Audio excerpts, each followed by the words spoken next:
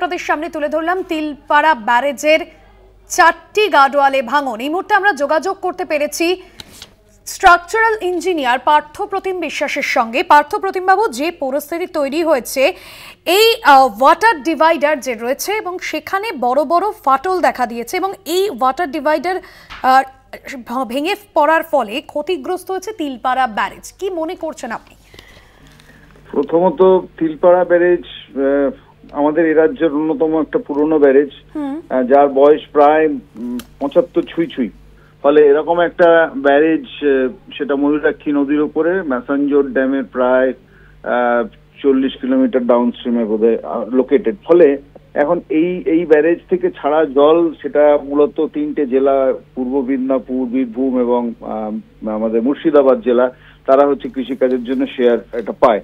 কিন্তু এখন মুশকিল হচ্ছে এই ব্যারেজগুলোর যত বয়স বাড়ে তত হচ্ছে যে সার্ভিসটা একটু ক্ষইতে থাকে, কমতে থাকে। ফলে এই সময় এই ব্যারেজগুলো রক্ষণাবেক্ষণের দিকে নজর দেওয়াটা খুব বেশি জরুরি।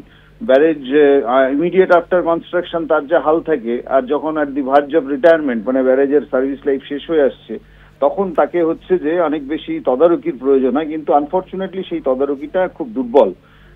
ফলে এই দুর্বল তদারকির জন্য যেটা হচ্ছে যে বিশেষত ব্যারেজের ডাউনস্ট্রিম এন্ডে জল ছাড়ার পর জলগুলোর ডিরেকশন ঠিক করে দেয়, যে চ্যানেলাইজিং এগুলো ব্লকস গুলো, সেগুলোতে হচ্ছে যে এখন ফাটল এসছে। এবং এই ফাটল আজকের আসেনি, ফাটল বেশ কয়েক বছর আগেও এসেছিল। সেই ধরনের ফাটল যদি বাড়তে থাকে তাহলে কিন্তু আমি বলছি যে এই ব্যারেজের যে স্ট্রাকচার, তার ভারসাম্যের ক্ষেত্রেও একটা বিঘ্ন ঘটতে পারে। ফলে যে কারণের জন্য ইমিডিয়েট এই ফাটল মেরামত করা দরকার। এবং তারপরেও এই ডাউনস্ট্রিম এন্ডের এই ধরনের ফাটল যদি থাকে, সেখানে কি বলবো, মাটি, সেই মাটি আলগা হতে থাকে। ফলে সেই মাটিগুলোকেও স্ট্রেনথেন করতে হয়, তার গ্রাউটিং ইত্যাদি করে। ফলে এগুলো সবকটাই হচ্ছে যে পরীক্ষিত পদ্ধতি, কিন্তু এই পরীক্ষিত পদ্ধতিগুলোই অ্যাপ্লাইড হয় না এই ধরনের ব্যারেজ রক্ষণাবেক্ষণের ক্ষেত্রে।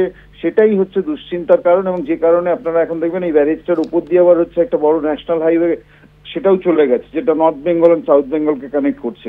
ফলে সেই ব্রিজ কাঠামোর অবস্থা খুব ভালো না। ফলে এই সবটা মিলিয়ে, বিশেষত সেটার উপর দিয়ে এখন ভারী ভারী গাড়ি যাচ্ছে, বিশেষত পাথরবাহী গাড়িগুলো অনেক বেশি যাচ্ছে, এই দেউচা পাচামি থেকে শুরু করে পাকুড়। ফলে সেই ভারবাহী যান চলাচলের যে কি বলবো যে আঘাত, সেগুলোর কারণে সেগুলো আরো দুর্বল হচ্ছে। ফলে এই ব্যারেজের যে ব্রিজ স্ট্রাকচার বলুন, তার যে কি বলবো ওয়াটার ডাইভারশন স্ট্রাকচার বলুন, সেই সবগুলোকে হচ্ছে এখন মেরামত করতে হবে, কারণ এই সার্ভিস লাইফ শেষের দিকে। সেটা না করলে কিন্তু ঝুঁকি উত্তরোত্তর বাড়ছে এবং বিপদ বাড়বে। ফলে সরকারকে সচেতন হতে হবে। অনেক ধন্যবাদ পার্থপ্রতিম বাবু আপনাকে।